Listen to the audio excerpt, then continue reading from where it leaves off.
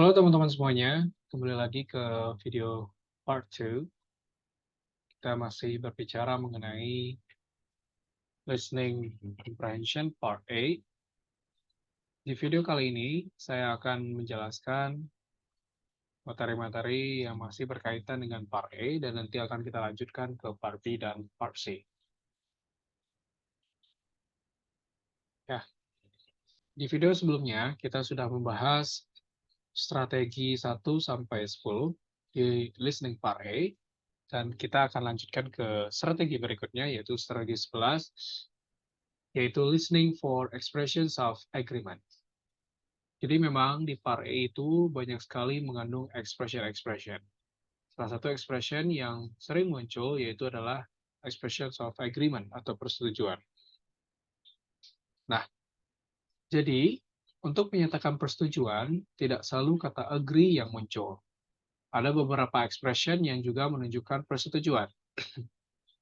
Nah, coba kita perhatikan di tabel berikut ini.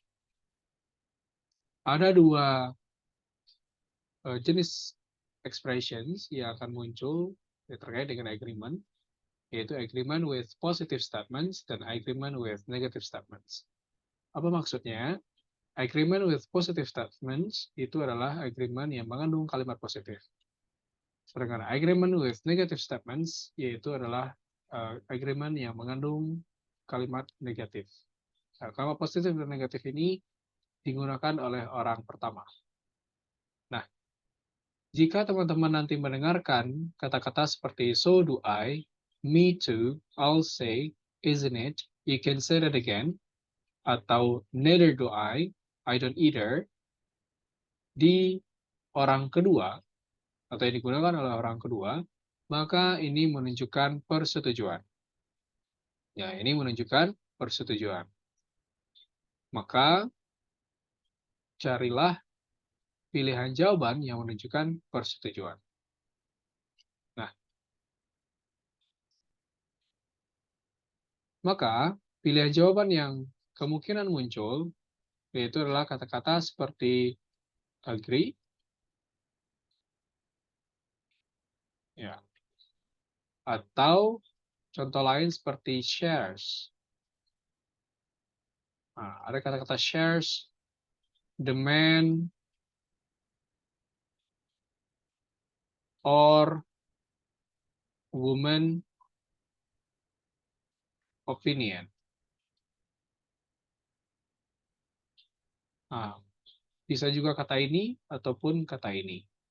Nah, dan juga ada contoh yang lain yang menunjukkan persetujuan. Ya. Oke, kita akan lihat contohnya. Page 55. Example from the paper and computer TOEFL tests. I think that the hypothesis is indefensible. So do I. What does the woman mean? Oke, jadi kalau kita dengarkan dari hasil percakapan, the man bilang, I think that the hypothesis is indefensible. Dan woman say, so do I. Dan narrator menanyakan, what does the woman mean? Ini ya. Maka, jika so do I yang digunakan oleh woman ini, maka ini adalah menunjukkan persetujuan. Maka, pilihlah salah satu kata yang saya berikan sebelumnya, ya. Nah, ini ya. Mengandung kata agree atau shares the woman opinion. Maka pilihan jawaban yang paling tepat itu adalah yang D. Karena ada kata agree yang menunjukkan persetujuan. Contoh lain, Page 55. Example from the paper and computer TOEFL tests. I don't think that our history teacher is very interesting. Neither do I. What does the man mean? oke. Kalau kita perhatikan percakapannya, woman bilang, I don't think that our history teacher is very interesting. Dan the man bilang, neither do I. Now, what does the man mean? Maka jika kata neither do I digunakan oleh orang kedua, maka ini menunjukkan persetujuan. Maka carilah kata-kata agree atau shares the woman opinion atau the man opinion. Maka kalau kita perhatikan di sini kata agree tidak muncul. Nah, di sini adanya disagree. Disagree itu adalah menunjukkan ketidakpersetujuan ya. Maka pilihan jawaban yang tepat adalah yang C. He shares the woman's opinion. Nah, ini adalah menunjukkan persetujuan. Oke. Nah, sekarang kita masuk ke strategi 12, yaitu listen for expressions of uncertainty and suggestion. Oke. Apa itu uncertainty? Uncertainty itu adalah ketidakpastian terhadap suatu persoalan. Suggestion itu adalah saran. Nah, uncertainty itu menunjukkan keraguan. Ya, bahwa orang kedua tidak terlalu yakin dengan informasi yang dia sampaikan. Nah, apa saja expression yang menunjukkan ketidakpastian, ketidakyakinan gitu ya. Nah, biasanya yang pertama itu adalah menggunakan tag questions. Ya, seperti isn't it, aren't you, don't you, gitu ya. For example, you can help me, can't you? For example, kamu bisa membantu saya nggak? Kamu bisa membantu saya bukan? Gitu ya.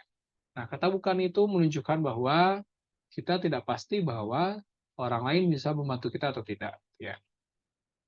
You like the dogs, don't you? You like the dogs, don't you? Nah, kamu menyukai anjing bukan? Gitu ya. You like the cats, don't you? Kamu menyukai kucing bukan? Jadi menunjukkan keraguan gitu ya. Atau kata lain yang digunakan adalah seperti as far as I know, as far as I can tell. Nah, ini adalah menunjukkan keraguan. Maka, biasanya kalau ada kata keraguan, salah satu ciri-ciri dari jawabannya adalah menggunakan kata think atau unsure. Ya. Nah, atau kata-kata yang lain yang menunjukkan keraguan. Ya, ketidakpastian atau pendapat lah gitu ya. Oke. Suggestion biasanya orang kedua menggunakan kata why not. Ya, selalu dimulai dengan kata why not atau let's. Nah, ini menunjukkan suggestion. Why not you go to the doctor, for example. Kenapa kamu nggak pergi aja ke dokter? Ya, let's go to the doctor. Nah, ini adalah menunjukkan suggestion. Oke, let's take a look at the example. Page 57. Example from the paper and computer TOEFL tests. Do you know anything about the final exam in physics? It's going to be rather difficult, isn't it? What does the woman mean?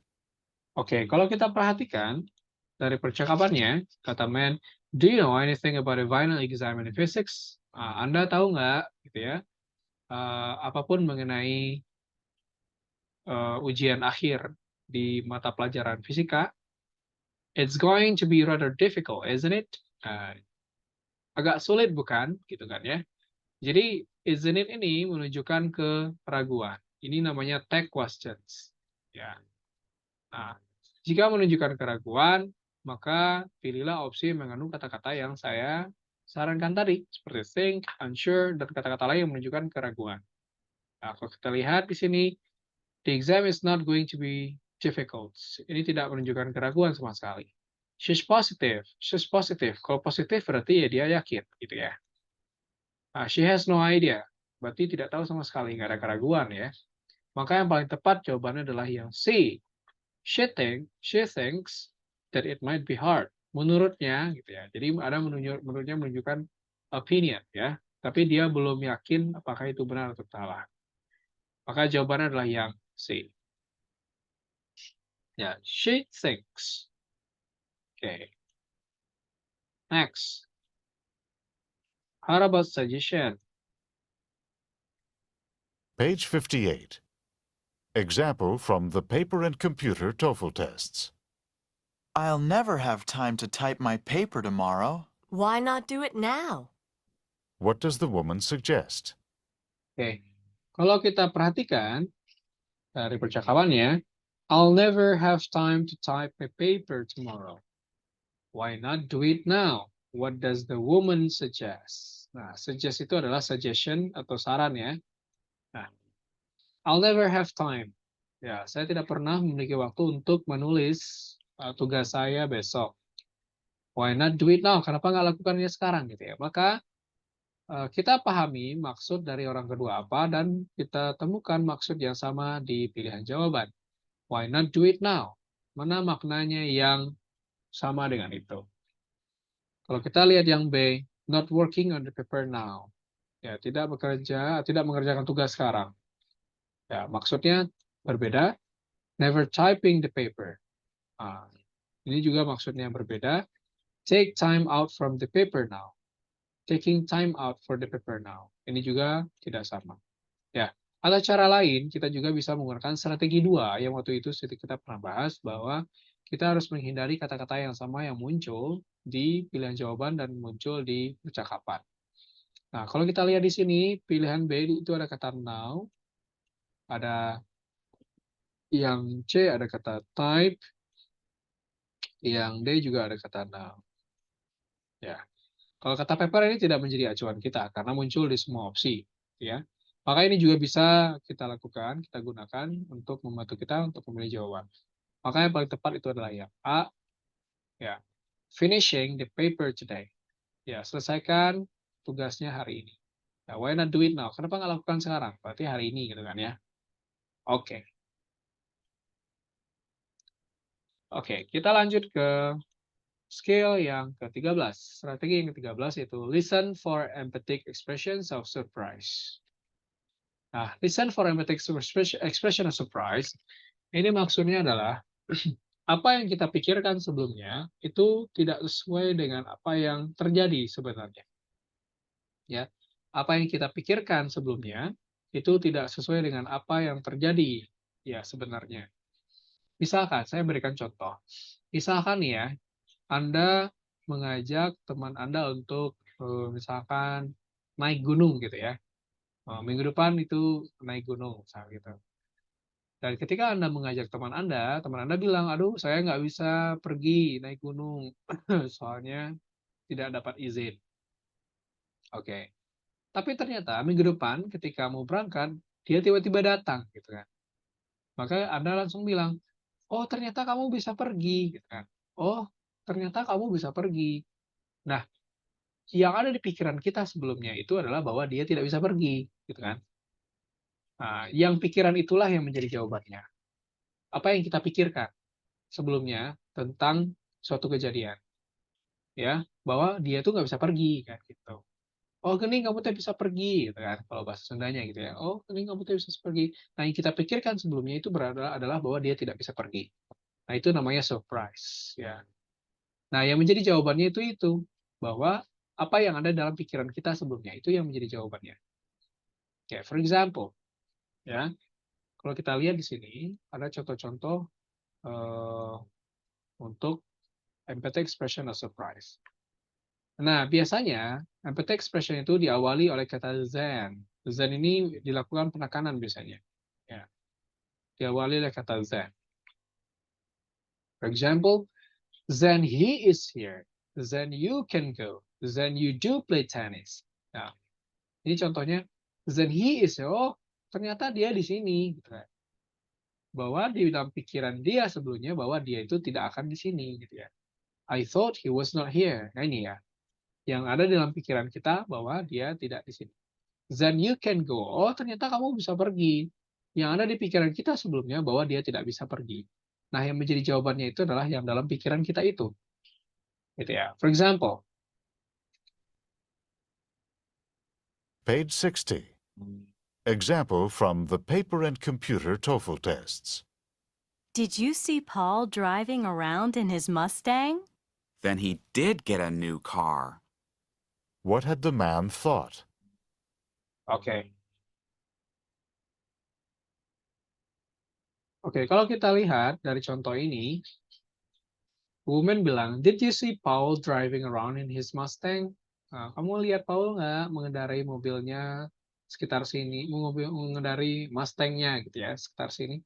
Then he did get a new car. Oh, ternyata dia punya mobil baru. Ya. What had the man thought? Apa yang dipikirkan oleh laki-laki ini sebelumnya? Nah, berarti kalau dia bilang, oh ternyata dia punya mobil baru, berarti yang ada di pikiran sebelumnya adalah bahwa si Paul ini tidak punya mobil baru, kan gitu ya. Dia kaget, oh ternyata Paul itu punya mobil baru. Nah, tidak sesuai dengan apa yang dia pikirkan bahwa si Paul ini tidak punya mobil baru sebelumnya. Maka jawabannya adalah yang ada di pikiran Paul. Ya. Yang ada di pikiran si man ini. Bukan pikiran Paul ya. Ada di pikiran si man ini. Bahwa si Paul ini sebelumnya tidak punya mobil baru. Maka yang tepat jawabannya adalah kalau kita lihat yang A, Paul would definitely get a Mustang. Yang ada di pikiran si man bahwa Paul itu mendapatkan sebuah Mustang. Bukan berarti ya. Kalau yang B bahwa Paul did not know how to drive. Ya, bahwa Paul ini tidak bisa mengendarai. Ya, bukan itu yang dipikirkan. Fokusnya itu adalah ke car-nya. Ya. Yang C, Paul did not like Mustangs. Paul tidak menyukai Mustang. Ini juga kurang tepat. Maka jawaban yang tepat adalah yang D, yaitu Paul would not get a new car. Bahwa si Paul ini tidak mendapatkan mobil baru. Nah, ternyata si Paul itu dapat mobil baru. Nah, ini yang ada di pikiran man sebelumnya, dan ini yang terjadi hari ini. Oke. Nah, itu namanya adalah emphatic expression or surprise. Oke. Kita lanjut ke strategi 14, yaitu adalah listen for wishes. Wishes itu adalah sebuah harapan yang yang terjadi sebenarnya itu adalah kebalikan dari apa yang kita harapkan. Nah, jadi kebalikan gitu ya. Jadi apa yang kita harapkan itu terbalik dengan apa yang terjadi hari ini. Ya, misalkan saya harap saya bisa menjadi orang kaya. Ternyata dia bukan orang kaya gitu.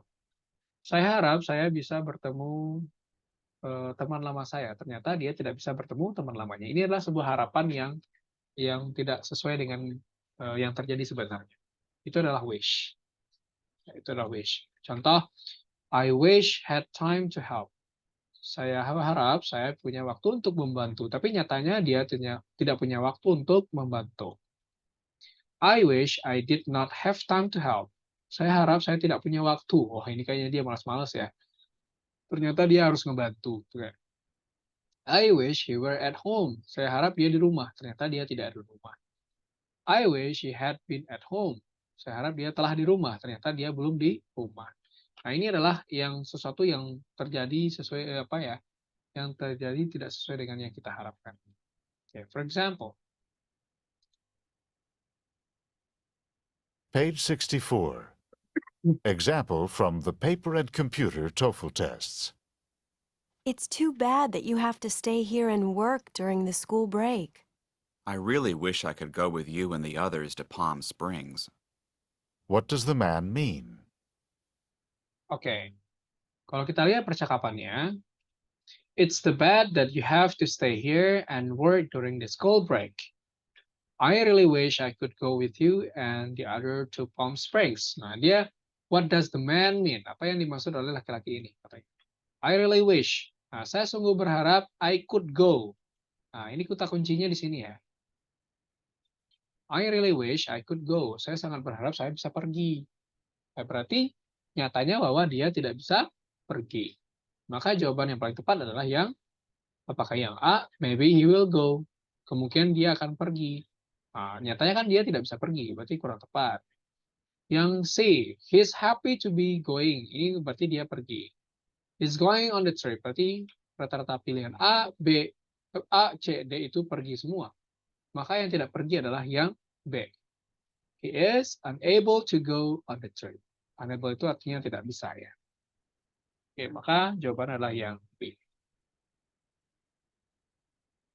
Oke.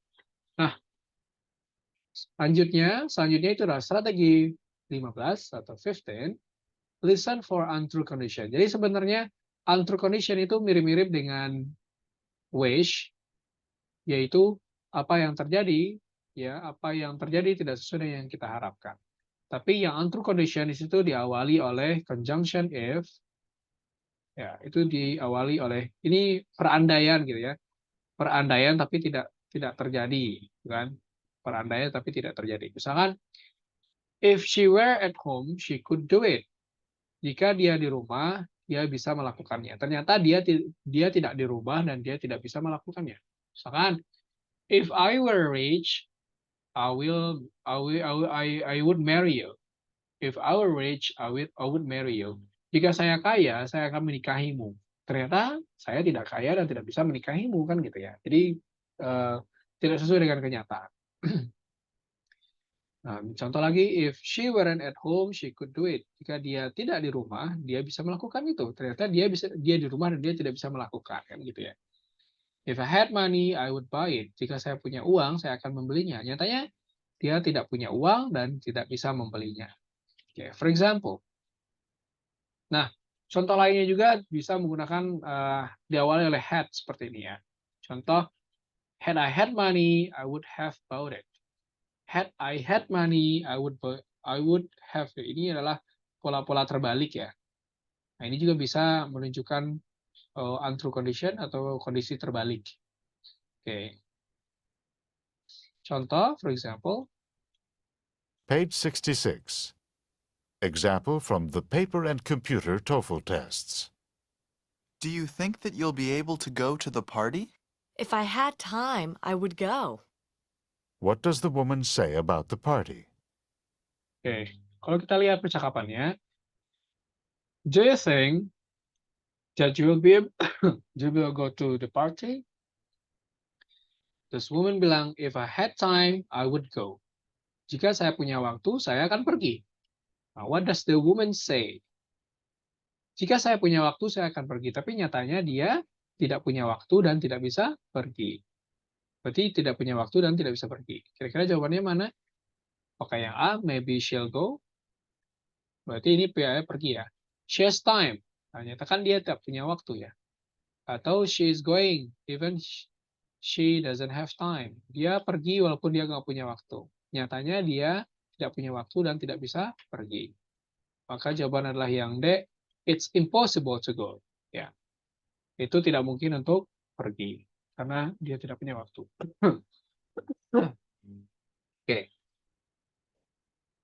Oke, selanjutnya. Strategi 16 itu adalah listen for 2 or 3 part verbs. Nah, ini biasanya berkaitan dengan phrasal verbs. Apa itu phrasal verbs? Phrasal verbs. Phrasal verb itu adalah kata kerja, verb, yang disandingkan dengan preposition.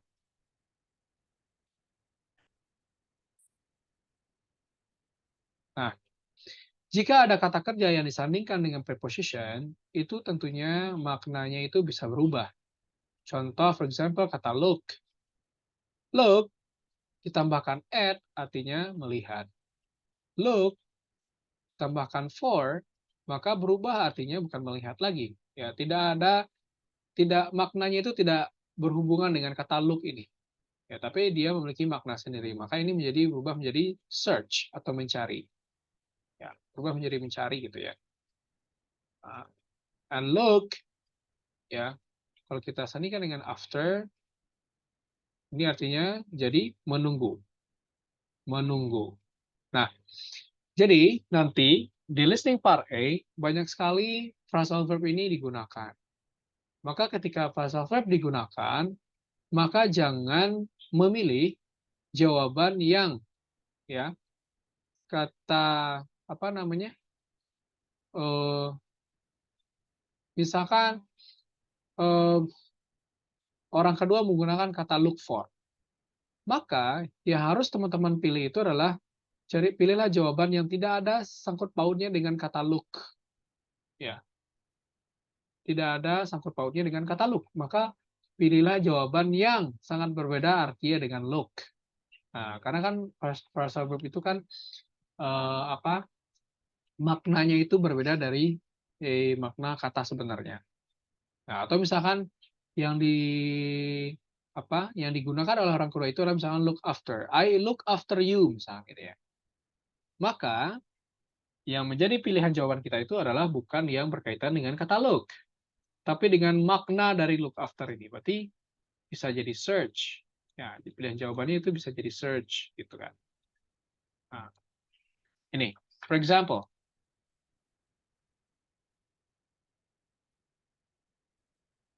Page 70. Example from the paper and computer TOEFL tests.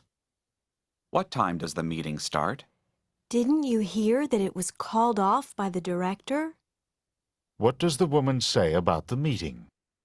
Oke, jadi kata orang kedua, sorry. Nah, kalau kita perhatikan percakapannya, what time does the meeting starts? Jam berapa pertemuannya dimulai, katanya gitu kan. What time does the meeting starts? Kata woman, didn't you hear that it was called off? Nah, di sini ada phrasal verb called off. Maka, called off ini tidak ada sangkut pautnya artinya dengan call. Ya, tapi karena disandingkan oleh kata off, maka ini berubah artinya. Maka pilihan jawaban yang harus Anda pilih itu adalah tidak ada sangkut pautnya dengan yang kata call. Call itu kan memanggil gitu ya. Tapi sebenarnya called off itu bukan memanggil artinya. Tapi bukan menunda, membatalkan gitu ya. Called off by director berarti membatalkan. Nah, maka kalau pilihan jawaban yang masih berkaitan dengan kata call itu bisa kita eliminasi. Seperti pilihan A ada kata call, yang B ada phone masih sama, yang C ada kata call. Maka yang seperti ini harus kita eliminasi. Karena kan maknanya tidak ada sangkut pautnya dengan kata call karena ada preposisi setelah itu. Maka yang paling tepat itu adalah yang cancel. Cancel itu membatalkan. Oke, maka ini jawabannya D. Nah, ini berkaitan dengan phrasal verb ya. Oke. Nah, selanjutnya, strategi yang terakhir di part A itu adalah listen for idioms. Nah, idioms itu adalah kayak perumpamaan gitu ya. Nah, tapi makna kata sebenarnya itu tidak makna dari idioms ini tidak ada kaitannya dengan kata-kata yang digunakan sebenarnya. Ya, idioms. Misalkan saya menjadi tulang punggung keluarga. Apakah saya menjadi tulang punggung keluarga? Ya. Dia menjadi kambing hitam gitu kan. Apakah kambing hitam itu, apakah dia itu benar-benar kambing hitam kan enggak ya? Itu kayak perumpamaan gitulah. Oke. Jadi pilihan jawaban kita itu adalah pilihan jawaban yang maknanya itu tidak ada sangkut pautnya dengan kata-kata yang digunakan. Ya. For example, Page 72. Example from the paper and computer TOEFL tests. Tom is a full-time student and is holding down a full-time job. He's really burning the candle at both ends. What does the woman say about Tom? oke. Nah, kalau kita perhatikan percakapannya, Tom is a full-time student and is holding down a full-time job. Nah, Tom itu selain dia sebagai siswa penuh waktu, dia juga sebagai pekerja penuh waktu. Terus kata woman, he's really burning the candle and dia sungguh membakar lilin di kedua sisinya. Gitu ya. Nah, apakah dia benar-benar membakar membakar lilin kan gitu ya? What does the woman say? Nah, ini yang disebut dengan idioms. Maka makna dari kalimat yang digunakan di sini atau idiom yang digunakan di sini tidak ada sangkut pautnya dengan kata-kata burning, candle, atau yang both and ini. Maka kalau seandainya kata-kata ini muncul di opsi, maka bisa kita eliminasi. Seperti A, ya lighting a candle, kan nggak ada sangkut pautnya dengan candle. Yang B juga sama, ya. Yang D, nah walaupun di situ ada burning, bukan berarti dia itu seorang pemadam kebakaran ya, firefighter. Nah, maka yang paling tepat itu adalah yang C, is doing too much. Dia melakukan terlalu banyak pekerjaan. Nah, karena ya perumpamannya seperti itu ya. Oke, everyone, itulah yang pembahasan untuk part A. Jadi, teman-teman semuanya nanti bisa mengulang-ulang terus ya, memahami lagi, bisa ditonton secara berulang-ulang jika belum dipahami. Dan tentunya teman-teman juga materi ini tentunya tidak berurutan seperti ini nanti ketika di soal ya. Ini akan diacak-acak. Itu intinya kita harus menguasai terlebih dahulu materi-materi ini supaya nanti ketika mengerjakan soal listening itu akan lebih dimudahkan. Oke. Nah, sekarang kita masuk ke part B. Oke. Seperti yang sudah saya jelaskan di sebelumnya bahwa PARBI itu berupa long conversation, ya, berupa long conversation. Satu long conversation itu diikuti oleh 4 pertanyaan. Nah, tetap dan tidak ada pengulangan ya. Nah, beberapa strategi menjawab di soal listening PARBI itu yang pertama adalah mengantisipasi topik pembicaraan. Ya, kita bisa mengantisipasi topik pembicaraan dengan melihat pilihan jawaban yang diberikan. Ya, terus yang kedua, mengantisipasi pertanyaan yang akan diberikan. Kita juga kayak menebak kira-kira nomor 31, 32 misalkan pertanyaan apa nih kira-kira yang akan ditanyakan. Nah, yang nomor 3 menentukan topik pembahasan, ya kira-kira dari setiap opsi itu topiknya apa. Menarik kesimpulan dengan pertanyaan who, what, when, and where. Jadi, ketika kita mendengarkan, kita juga bisa menanyakan pertanyaan seperti who, what, and where. Ya, who, what, when, and where. Siapa yang berbicara gitu ya? Apa yang mereka bahas? Kapan terjadinya percakapan? Di mana terjadinya percakapan? Jadi kayak kita bisa mengajukan pertanyaan-pertanyaan seperti ini ketika kita mendengarkan. Nah, yang kelima bisa juga dengan mendengarkan jawaban secara urut dalam percakapan. Nah, jadi karena jawabannya itu berurutan, ya maksud saya adalah misalnya nomor 31. Nomor 31 pasti jawabannya ada di awal-awal percakapan. Nomor 32 itu ada di setelah itu gitu ya. Dan nomor 34 itu pasti ada di akhir-akhir percakapan. Ini tidak pernah diacak-acak ya. Jadi jawabannya selalu berurutan. Nah, ini ada beberapa masalah ya di PARBI. Ya, speed percakapan yang terlalu cepat, keterbatasan daya ingat, topik yang dibicarakan bukan ekspertis kita, kosakata berupa jargon yang tidak familiar. Tapi sebenarnya PARBI itu dibandingkan A itu lebih mudah karena di PARBI kita tidak perlu menyimpulkan ya, bahkan kata-kata yang muncul di percakapan dan muncul di pilihan jawaban itu bisa jadi clue ya, membantu kita dalam menemukan jawabannya. Oke, saya langsung aja ke sebenarnya ada 2 cara utama ya di PARBI. Ada 2 cara utama yang akan saya sampaikan di PARBI. Nah, cara yang pertama itu adalah ya, Anda dengarkan full percakapannya tanpa melihat pilihan jawabannya.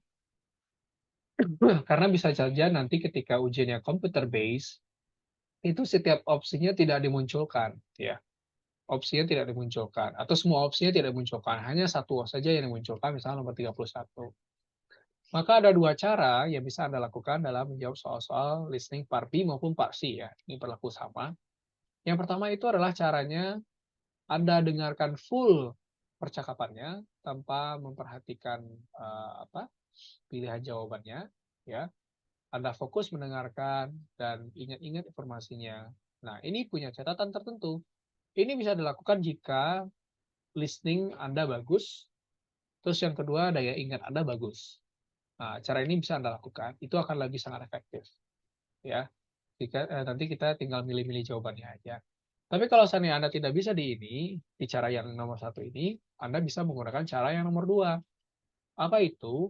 Yaitu sambil mendengarkan, sambil Anda melihat pilihan jawabannya. Nah, karena apa? Karena tadi ya, karena jawaban itu kan berurutan gitu. Nah, jadi kayak Anda bisa nanti menandai kira-kira, oh kata ini muncul nih di percakapan. Nah, itu juga bisa dilakukan. Nah, sebenarnya PARBI maupun PARSI itu tergantung dari cara kita masing-masing mau seperti apa gitu ya. Bisa menggunakan cara yang pertama maupun cara yang kedua. Itu tergantung dari kemampuan kita masing-masing. Nah, kalau seandainya nanti misalkan ketika ujian, kalau opsinya ditampilkan seperti ini, pilihan jawaban ditampilkan seperti ini, Anda kayak bisa mengajukan pertanyaan terlebih dahulu. Ya, kira-kira dari pilihan jawaban yang diberikan, kira-kira pertanyaan apa nih? Misalkan nomor 1, kata professor, office worker, professor Denton's assistant, students. Maka kalau kata ini yang muncul, maka bisa kita asumsikan bahwa ini adalah pertanyaannya who, gitu kan ya. Berarti yang ditanyakan itunya siapa? Siapa yang berbicara, kan gitu ya. Nah, kalau yang nomor 2, during regular class hours, just before class time, as soon as class is finished, and during office hours. Ini menunjukkan waktu ya, time. Ya, karena di sini ada during, ya, time. Nah, maka bisa kita asumsikan bahwa ini kemungkinan pertanyaannya adalah when, kapan gitu ya. Nah, selanjutnya nomor 3, to turn in assignment, to ask a question, to pick up a complete test, to explain. Diawali oleh untuk gitu ya. Ngapain kamu kesini? Untuk ini, untuk itu. Berarti kemungkinan ini diawali oleh why. Ya, kenapa dia misalkan melakukan sesuatu, gitu ya. Oke, terus the date of the assignment was due, the page number of assignment, the length of, ini berarti topik nih ya. Topik pembicaraan. Nah, berarti bisa diawali oleh what. Oke. Nah, kita coba memformulasikan pertanyaan-pertanyaan yang kemungkinan muncul gitu ya, seperti ini. Nah, tapi ini harus kita lakukan dengan cepat ya, karena waktu kita terbatas.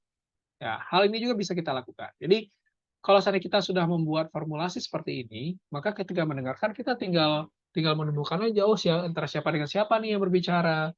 Oh, kapan ini terjadinya? Oh, kenapa dia misalkan melakukan hal tersebut? Dan apa yang mereka bahas? Nah, ini bisa kita simpan di benak kita ketika mendengarkan. Okay, for example, Long Conversations, paper, page 76. Example from the paper TOEFL test. Questions 1 through 4. Listen to a conversation between a professor and a student. Hello, Professor Denton. Are you free for a moment? Could I have a word with you? Come on in, Michael. Of course I have some time.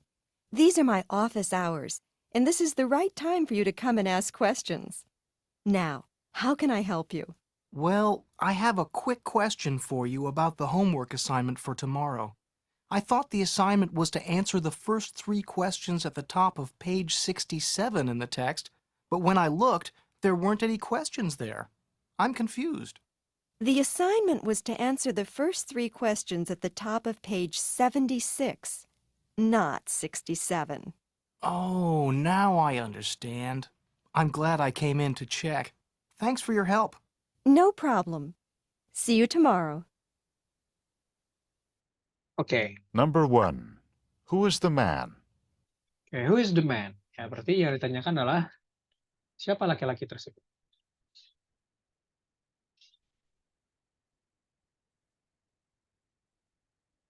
Number 2. When does the man come to see Professor Denton? Nah, when does the man come to see Professor Denton? Berarti kapan ya? Oke.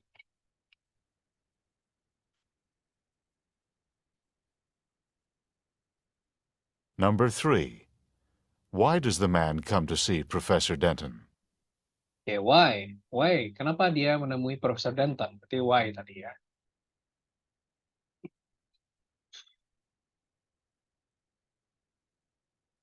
Number 4. What incorrect information did the man have? What incorrect? Apa informasi yang tidak benar yang dia terima? Mengenai apa sih? Ini topiknya. Topik pembicaraan itu mengenai apa? Nah, berarti, kalau kita perhatikan, ini ya recordingnya. Ya, hello Professor Denton, are you free for a moment? Can you have a word with you? Come on in, Michael. Of course, I have some time. Nah, dapat kita simpulkan bahwa ini yang berbicara adalah antara profesor dengan students. Nah, sekarang kita tentukan mana yang profesor, mana yang students. Maka dari percakapan ini, maka yang man ini adalah students. Ya, maka jawabannya adalah yang they, students. Nah, sekarang, kapan mereka bertemu?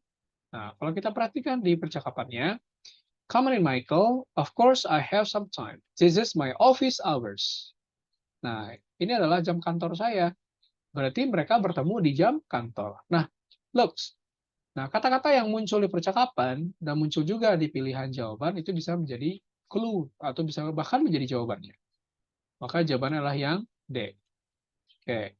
Terus, kenapa si Michael ini bertemu dengan Profesor Denton? Ya, this is the right time for you to come and ask questions. Now, how can I help you? Ya, apa tujuannya? Well, I have a quick questions for you about the homework assignment for tomorrow. Berarti tujuannya adalah untuk menanyakan pertanyaan. To ask question, gitu kan? Nah, kalau kita perhatikan di sini, ya, berarti jawabannya adalah yang B. Tujuannya adalah to ask questions. Nah, kata-kata yang sama juga menjadi jawaban. Itu bedanya part B dengan part A ya. Terus, apalagi nih? Berarti apa nih informasi yang salah yang dia terima? Atau apa sih topiknya? Mengenai apa? About the homework assignment for tomorrow, I thought the assignment was to answer the first 3 questions at the top page. Nah, page 60 in the text, but when I look, weren't any questions there. Nah, berarti ini permasalahannya ada di kesalahan halaman kan? Page. Nah, the assignment was to answer the first 3 questions at the top page of 76. Jadi bukan 67 tapi 76 gitu ya. Berarti ini masalahnya adalah pages. Berarti pokok permasalahan itu adalah ya mengenai the page number. Maka jawabannya adalah yang B. Nah, jadi kalau kita perhatikan jawaban itu berurutan gitu ya. Nomor 31 berarti di awal-awal, nomor 32 di sini, 33 di sini, dan 34 ada di bawah. Jadi kita juga bisa sambil mendengarkan, sambil juga melihat pilihan jawaban. Oke, seperti itu ya. Nah, ini juga berlaku sama untuk part C. Part C juga sama, cuman yang bedanya adalah kalau part A, part B itu berupa dialog, kalau part C itu berupa monolog. Tapi caranya sama. Ya, di part C itu cara-caranya juga sama. Kalian bisa menggunakan 2 hal. Ya, yang pertama itu mendengarkan terlebih dahulu tanpa melihat pilihan jawaban, atau yang kedua sambil mendengarkan sambil melihat pilihan jawaban. Nah, di part C itu berupa monolog atau berupa ceramah gitu ya. Tapi caranya tetap sama, ya. Part B, part C itu sama caranya. Cuma hanya beda bentuk bentuk ininya doang, informasinya doang. Informasi berupa percakapan, ada informasi berupa monolog. Oke, dan tidak diulang ya. Oke, kita lihat contoh part C.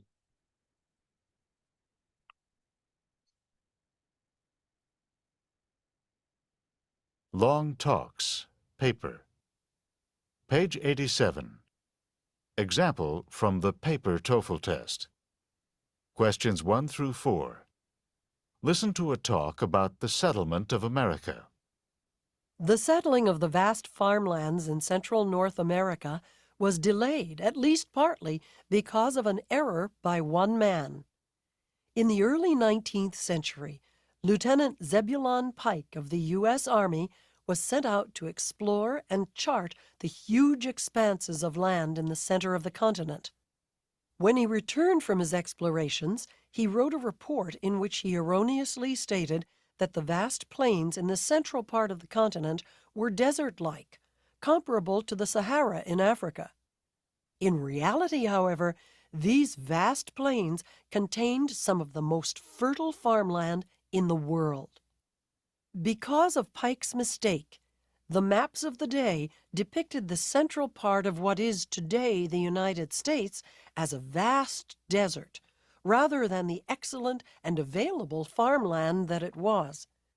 This mistaken belief about the nature of those lands caused settlers to avoid the Central Plains for years. Number 1. What is the topic of this talk? Oke, yang pertama adalah berbicara mengenai topiknya ya. Tentang apa nih?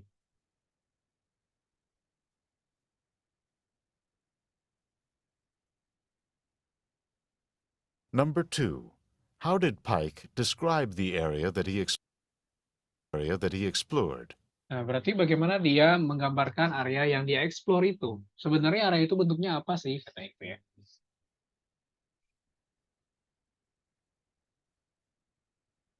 Number 3. What was this area really like? Nah, sebenarnya area ini tuh apa sebenarnya gitu ya. Kalau tadi yang dia pikirkan tuh seperti apa, kalau sekarang tuh sebenarnya apa sih area itu gitu ya. Number 4.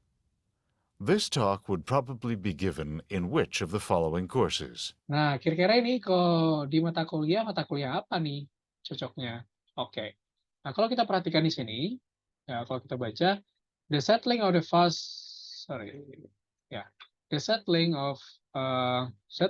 vast farmland in central North America was delayed at least partly because of an error by one. Jadi ada error katanya by one man. Nah, kalau error by one man, maka jawabannya sudah pasti adalah mistake, gitu ya. mistake that influenced the settlement of America. Jadi biasanya soal-soal di nomor 1 itu ada di awal-awal talks gitu ya, awal-awal monolognya. The settling of from Central America was delayed at least partly because an error. Gitu ya.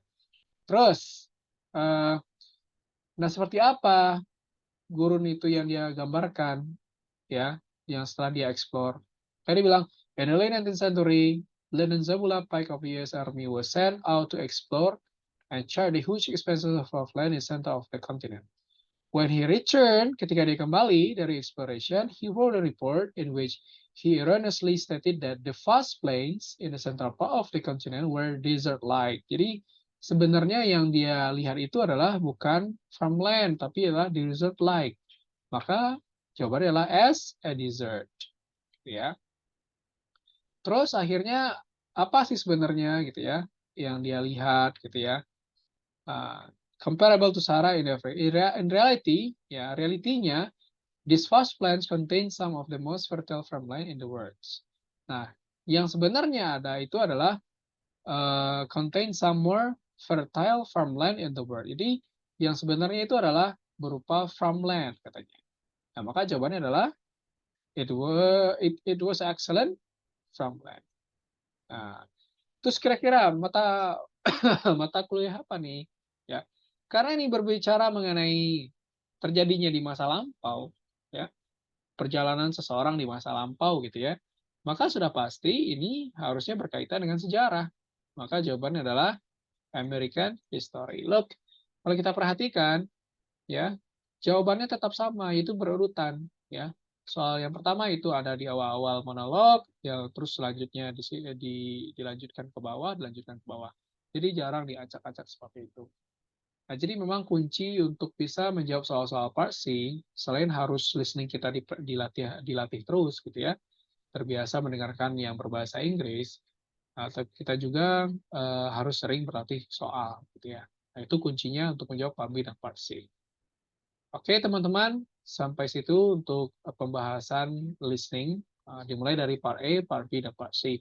Mudah-mudahan bermanfaat dan bisa Anda gunakan untuk menjadi pijakan Anda dalam mengerjakan soal-soal di listening. Thank you so much everyone. I'll see you around.